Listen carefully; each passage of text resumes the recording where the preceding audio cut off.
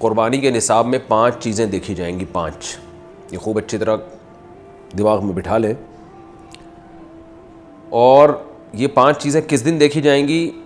بقرعید کی صبح صادق یعنی 10 ذی الحجہ کی صبح صادق سے لے کر 12 ذی الحجہ کے غروب آفتاب، یعنی یہ جو 3 دن ہے نا قربانی کے، 10 11 12، ان 3 دنوں میں کوئی شخص صاحب نصاب ہو تو اس پر قربانی واجب ہے.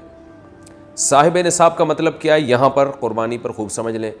سونا ہو کسی کے پاس، یا چاندی ہو، یا مال تجارت ہو. تجارتی مال کا مطلب وہ چیز جو بیچنے کی نیت سے خریدی ہو. کوئی پراپرٹی ہے بیچنے کے لیے خریدی، دکاندار کا جو جتنا سامان دکان میں پڑا ہوتا ہے سب بیچنے کے لیے خریدا ہوتا ہے. کوئی کپڑا آپ نے خریدا تھا، خریدتے ہوئے بیچنے کی نیت تھی، تو یہ تجارتی مال کہلاتا ہے. چوتھی چیز ہے نقد رقم، کیش، یعنی جو بھی آپ کے پاس بینک میں یا جیب میں جو کیش اماؤنٹ پڑا ہوتا ہے. یہ 4 چیزیں ہو گئی. 5ویں چیز ہے ضرورت سے زائد سامان. ضرورت سے زائد سامان میں بہت تفصیل ہے. آسان اس کی ایک جو ہم اگر ضبط کر سکتے ہیں تو وہ چیز جو پورے سال بھی استعمال نہ ہوتی ہو. گھریلو چیزوں میں وہ چیزیں جو پورے سال بھی استعمال نہ ہوتی ہوں، جیسے کپڑے کوئی یا برتن ہے، ڈنر سیٹ ہے، پورے سال استعمال نہیں آتا. اسی طرح کوئی پراپرٹی پڑی ہوئی ہے جو نہ کرائے پر دی ہے آپ نے اور نہ آپ اس میں رہتے ہیں، وہ پراپرٹی بھی ضرورت سے زائد میں داخل ہے. تو یہ جو 5 چیزیں ہیں، کسی کے پاس یہ 5 چیزیں، ان کی جو ویلیو لگائی جائے گی تو ان 5 چیزوں کا مجموعہ اگر 52.5 تولہ چاندی کے برابر ہے. 52.5 تولہ چاندی آج کل 65-70 ہزار کے لگ بھگ ہے، نیٹ پہ سرچ کر لیے گا.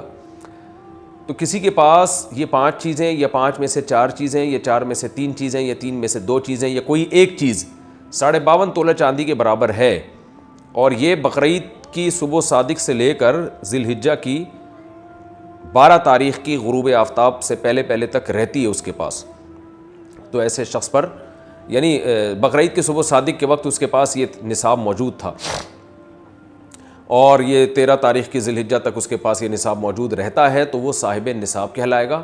13 تاریخ نہیں، 12 تاریخ، 10 11 12 3 دن، تو وہ صاحب نصاب کہلائے گا اور اس پر قربانی واجب ہے. بشرطے کہ یہ جو 5 چیزیں یا 4 یا 3 یا 2 چیزیں میں نے بتائی ہیں، ان میں سے سب سے پہلے قرضہ مائنس کیا جائے گا، یعنی قرضہ مائنس کر کے 52.5 تولہ چاندی کے برابر بن رہا ہو. اسی طرح گیس بجلی کا بل جو ان کے اوپر لازم ہے وہ بھی اس میں سے، یا جو مہینے کا راشن آئے گا وہ بھی مائنس کیا جائے گا. جو گھر کا ضروری راشن ہوتا ہے نا وہ بھی مائنس کیا جائے گا. مائنس کرنے کے بعد اگر 52.5 تولہ چاندی کے برابر رقم بچ رہی ہے تو ایسے شخص پر قربانی واجب ہے، چاہے مرد ہو چاہے عورت ہو.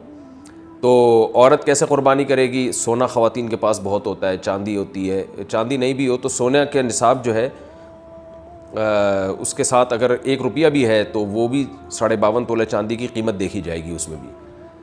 تو عورت کیسے قربانی کرے گی؟ اس کے پاس تو کیش نہیں ہوتے عام طور پہ، تو پورے سال جمع کرے، تھوڑے تھوڑے اپنی جیب خرچی سے بچایا کرے، یا سونا کو بیچ کر کرے.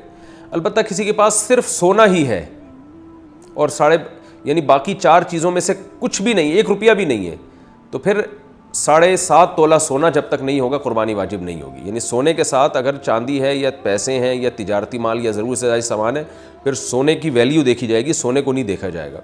لیکن اگر صرف سونا ہی ہے تو پھر 7.5 تولے سونے سے کم پہ نہ زکوٰۃ ہوتی ہے نہ قربانی ہوتی ہے.